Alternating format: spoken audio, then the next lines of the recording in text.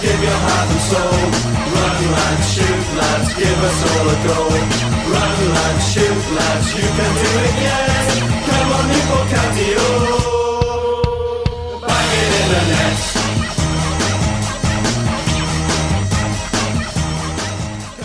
Hello everybody and welcome to Taff's Word on Football. I haven't done one of these for a while, so I wanted to pick up on something of a hot topic within the football world and just basically give my personal opinion on it, and obviously do a bit of research on it as well. So I think the subject that I've chosen is something that it is a bit of a hot potato, to be honest with you, but it is something I definitely want to give my personal point of view on, and I have done a bit of research on it. So you'll see with some sort of figures and statistical numbers that I'm going to give you a bit later on now.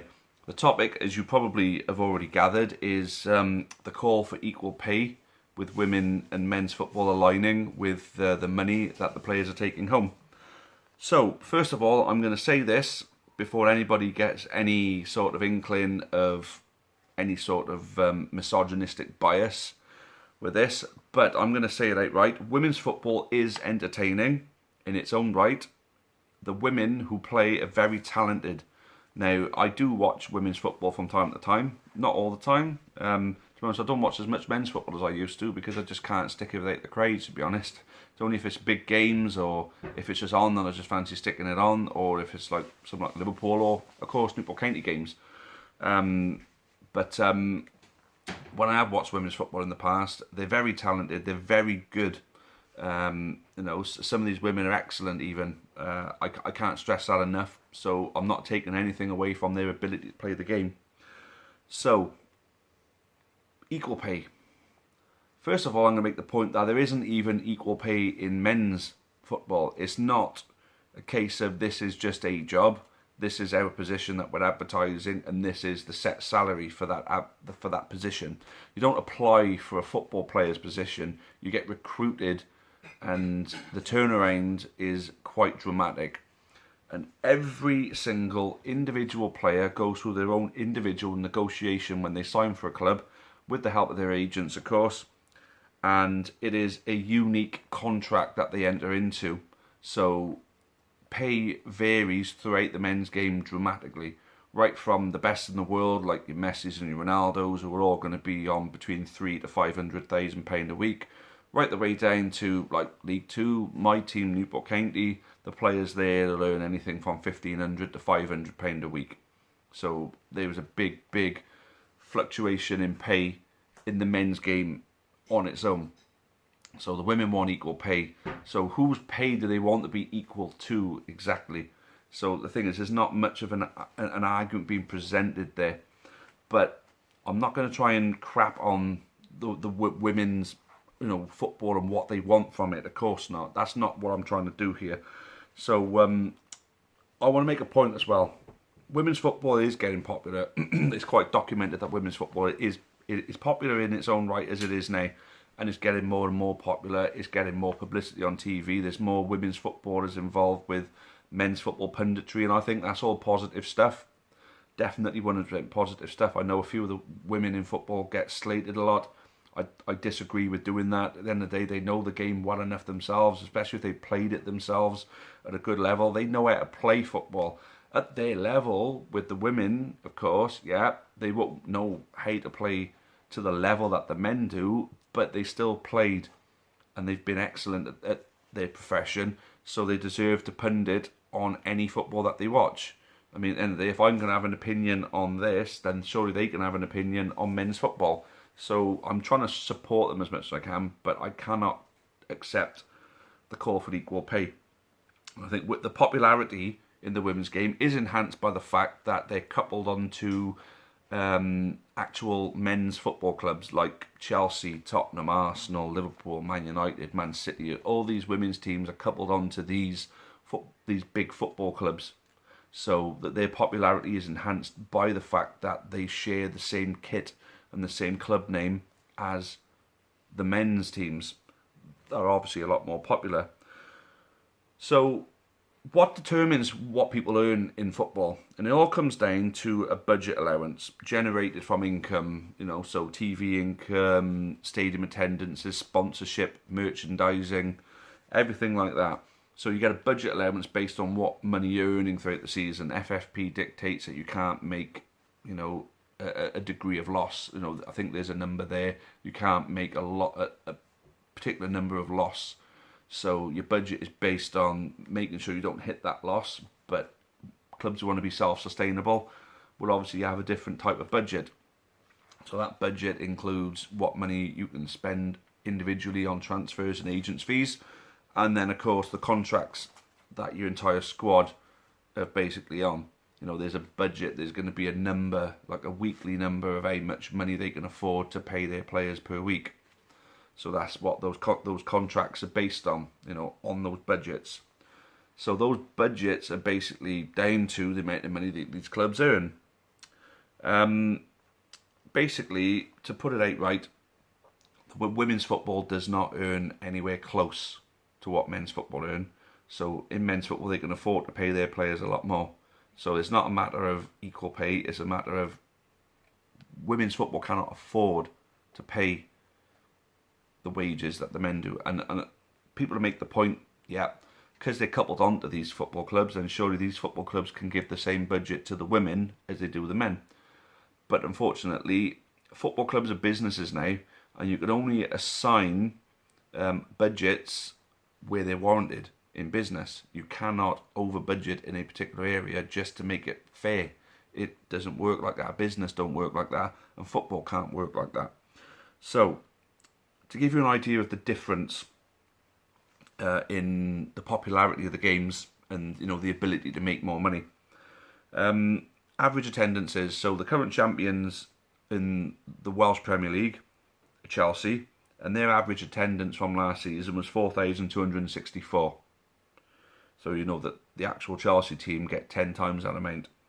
And then the highest average attendance for any club in that then is 8,614, and that's Spurs, which not quite 10 times that amount, but not too far off, because they fill their stadiums every game. Premier Leagues fill their stadiums every game, and the bigger teams would fill them twice over because of the tourism linked to watching these football games.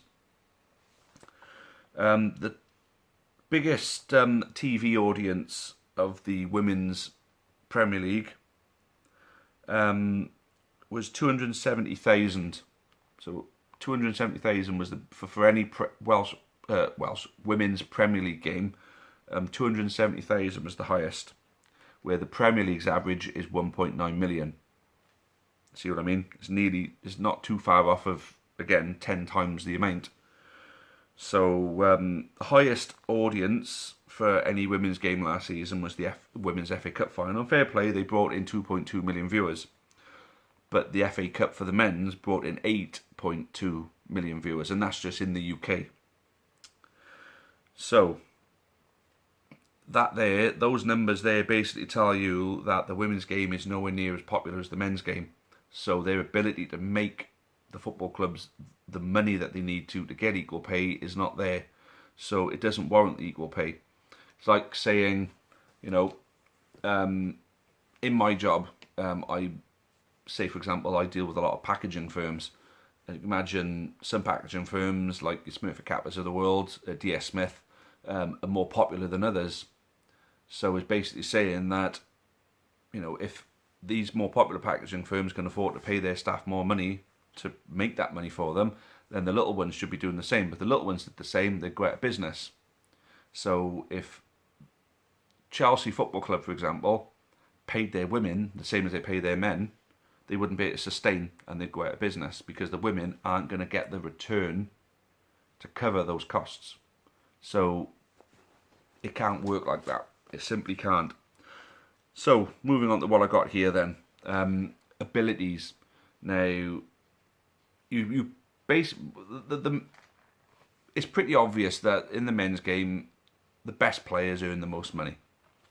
It's pure and simple. The best players earn the most money. Or sometimes the best, with those who've got the best agents earn the most money. But no, the top players in the world earn the top bucks. and then as you go down in ability, you go down in wages. So this is another argument that I'm going to put forth. The best international team in the world is USA. USA women, and they have been for quite some time. They're the current world champions and all that.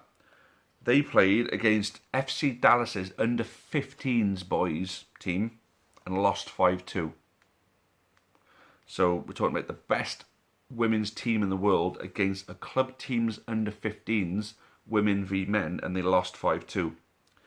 Man United women played against Salford City's academy and lost 9-0.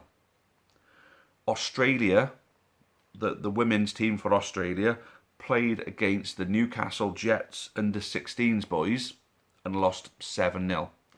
Now, this isn't me trying to stick it to these women because, you know, they lost these football matches. This is me making a point that the abilities of these women is not even close to the abilities of the men. And that's going to be the case. Of course it is. Because men are fitter, stronger, and more endurable and less flimsy than what women are. Not saying that women are flimsy. You see these women and they're tough. They're really, really tough they are when they play this football. But they cannot compete in the men's game. I know there's a lot of talk about if a woman's good enough, she should be able to go and compete in the men's game. She wouldn't last. If the best women's team in the world cannot compete with an under-15s boys team, what makes you think that the best women's player in the world is going to be able to compete at a professional level in the men's game? It's just not going to happen. And yeah, this isn't me being misogynistic or anything like that. I've nothing against women, nothing against, you know, women's football. It's just cold hard facts at the end of the day. Women want equal pay in football. Unfortunately, their abilities and their ability to get a return on the business side of the game isn't there. So it's not justified.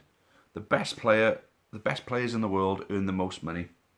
And unfortunately, the best women's players in the world are not even close to, you know, some of the weakest players in the men's game. You know, amateur players, you know, well, semi-pros even, are possibly better than the professional women. And these scores in these matches where they've had intersex matches in the past basically tell you that. But I'm gonna end this on a positive. Viewership for women's football in England since 2017 to now has doubled, which is great news.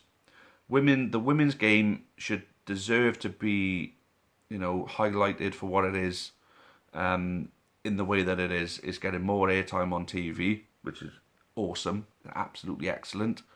And I genuinely hope, and I believe they will, they'll continue to become more and more popular. And then, one day, if the popularity really is there,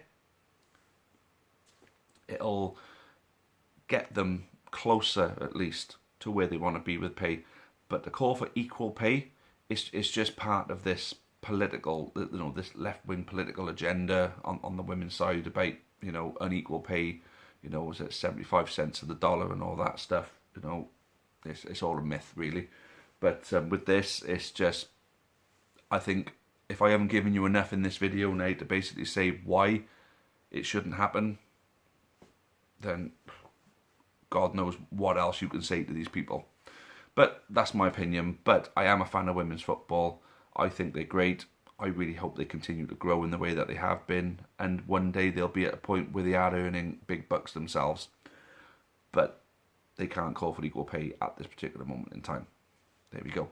Thanks for watching. I'd certainly love to hear what your thoughts are on this. This is a bit of a sticky subject, but everyone will have an opinion on it. So I'd really, really like to know what your opinion is. So drop a comment down in the bottom. Like the video if you liked it. And yeah, please share around and subscribe if you haven't already. Thanks again for watching. And until the next time, cheerio for now. And as always, up the county.